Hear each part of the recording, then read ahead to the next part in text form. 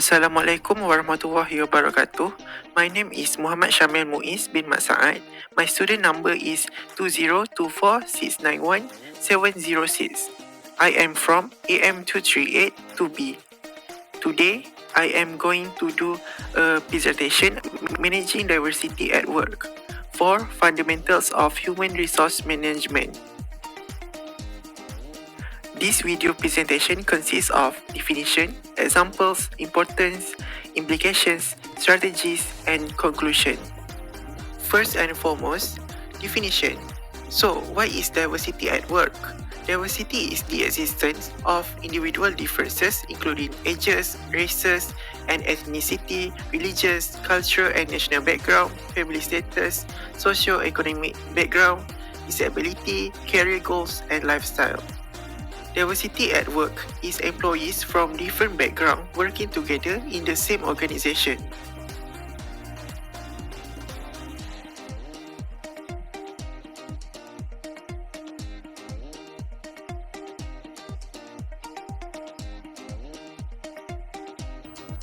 The first example is ages. In the organization, employees are coming from different age groups. The large number of ages and different generations make it diverse and challenging in managing diversity. Second, races and ethnicity. In Malaysia, we have Malay, Chinese, Indian, and indigenous. Expatriates are also the diversity in races and ethnicity. The next example are religions and cultural and national background. Religions involved in respecting employees' different religious beliefs and practice. It is very important to be respectful despite the differences. After that, cultural and national background. Cultural and national background is the differences in language, customs, values, and national identity. It is very common in multinational companies or bigger companies. Furthermore, the other examples are family status and socio-economic background. Family status is differences in employees' household and caregiving responsibilities such as being single, married, a parent, or a caregiver for elderly or disabled family members. Next, we have socio-economic background. Socio-economic background is diversity in financial, educational, and family background. Other than that, the another examples are disabilities and career goals. Disabilities mean the inclusion of employees with physical or mental disabilities by providing equal opportunities and accessibility. Next, career goals. Career goals is the differences in employees' aspirations, expectations, and professionals' ambitions within an organization. Briefly, the meaning of this is the employees are concerned of how far they will go and grow in the organization or company. Lifestyle is one of the examples of managing diversity at work.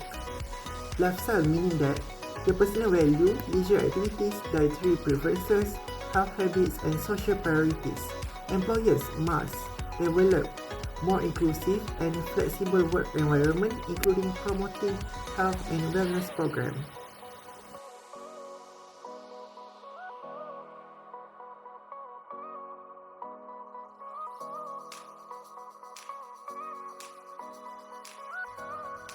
Moreover, we are moving to the importance. The importance of managing diversity at work is it can enhance creativity and innovation. It can stimulate different perspectives, cultural experiences, and problem-solving styles. Second, it can improve team performance and decision-making. Diversity creates better decisions due to a wider viewpoint from everyone and critical thinking approaches. In addition, it promotes employee engagement and retention. Employees feel more satisfied, motivated, and loyal to the organization if they are respected and feel included regardless their background. They will feel more appreciated. Next, it ensures legal compliance and reduce discrimination because it is complied with labor laws and anti-discrimination policies such as Malaysia's Employment Act and company-level equal opportunity frameworks. It is able to reduce the risk of legal disputes and reputational damage.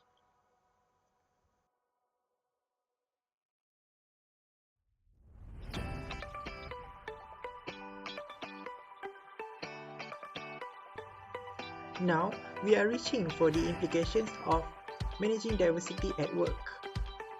The implication is like the effects of how employers manage the diversity in their organization. First, increased risk of conflict. It is because induced to interpersonal tension or conflict and unmanaged diversity that can negatively affect the team dynamics and cause a toxic work environment. Second, unconscious bias and stereotyping. Employers or top managers may unintentionally or tend to be biased or rely on stereotypes, affecting decisions in hiring, promotion, and performance evaluation. Third, employee isolation and exclusion. Employees from underrepresented groups may feel excluded or marginalized if inclusive practices are not implemented. The fourth one is organizational reputation and employer branding. Poor diversity management can damage an employee's brand and make it less attractive to top talent, especially in today's socially conscious workforce, and it is affect public image.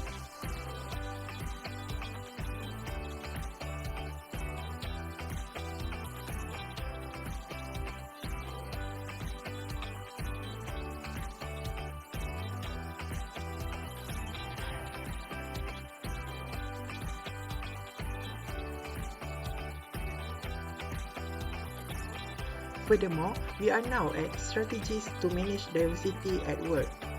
These strategies are implement diversity and inclusion training programs with conducting regular training sessions to educate employees about unconscious bias, cultural sensitivity, respectful communication, and inclusive behavior. It helps to create awareness, reduce stereotypes, and promote positive intergroup relations. Second, establish clear anti-discrimination and equal opportunity policies. Formalize commitment to diversity through written policies that prohibit discrimination based on race, gender, religion, disability, and others. Comply with national labor laws such as Malaysia's Employment Act 1955 and relevant organizational codes of conduct. Fourth, ensure flexible work arrangement with providing flexible working hours, remote work options, and family leave. For instance, work from home for certain days. Next, promote inclusive recruitment and selection practices. Strengthen in hiring processes that are fair, unbiased, and inclusive. With the methods are using diverse interview panels and implement blind recruitment.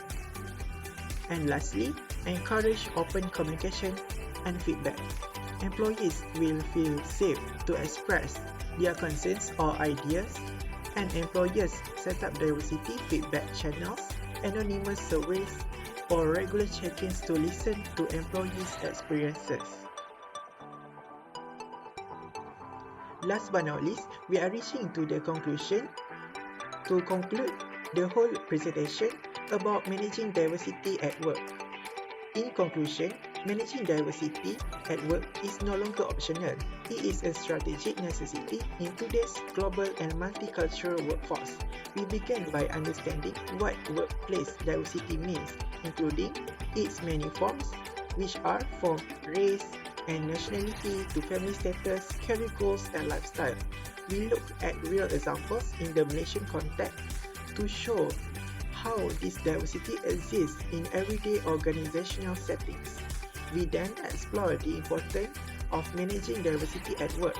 including its impact on innovation, team performance, employee engagement, and legal compliance. However, we also examine the implications of poor diversity management, such as miscommunication, bias, and reduced productivity. Finally, we learn a range of strategies human resources professionals can apply, from inclusive hiring and diversity training to flexible work policies and leadership accountability. Ultimately, effective diversity management is about creating a workplace where every individual feels valued, respected, and empowered to contribute regardless of their background or identity. Employers and human resources professionals have the responsibility to turn diversity from a challenge into a competitive advantage and to build workplaces that truly represent fairness, inclusion, and shared success.